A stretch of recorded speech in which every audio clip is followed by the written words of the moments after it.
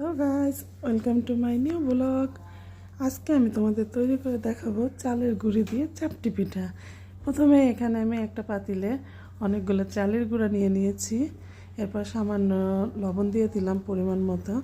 এখানে 2টা পেঁয়াজ নিয়েছি। পেঁয়াজগুলো কুচি করে চাপটি পিঠা তৈরির জন্য আর কি চালের গুঁড়োর ভিতর দিয়ে দিলাম। এই দেখো, এরপরে আমি কাঁচামরিচ নিয়ে নেব। 3টা কাঁচামরিচ নিয়ে নিলাম। তো দেখো, কাঁচামরিচগুলো কুচি করে নিয়ে নেব। দেখো, তো কাঁচামরিচগুলো কুচি করা হয়ে গেছে। এই দেখো, ব্যাটার তৈরি করে ফেলেছি। কুসুম গরম পানি দিয়ে চালের গুঁড়ির ভিতর দিয়ে দিয়েছি।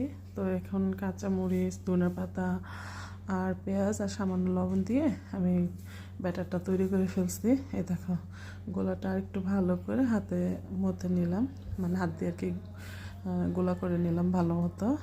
তো তোমাদের দেখানোর জন্য একটু দেখালাম। তো তাওয়া গরম করে ফেলেছিলাম আগেই। এখন তাওয়াতে দেখো ডালের চামচ দিয়ে আর কি এই ব্যাটারটা দিয়েছি।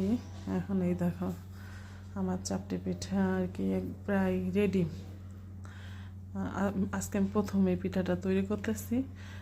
আগে কখনো তৈরি করিনি, অবশ্যই এটা আমার প্রথম। এটা আমার হাজব্যান্ডের অনেক প্রিয়।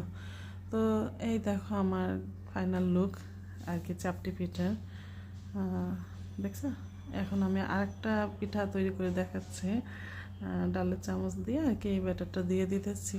যাই হোক, গোল করার প্রচেষ্টা চলছে, জানি না। আর এখানে হাঁসের মাংস, এই দেখো হাঁসের মাংস কাচ্ছি, আমার হাজব্যান্ডকে দিয়েছি খেতে।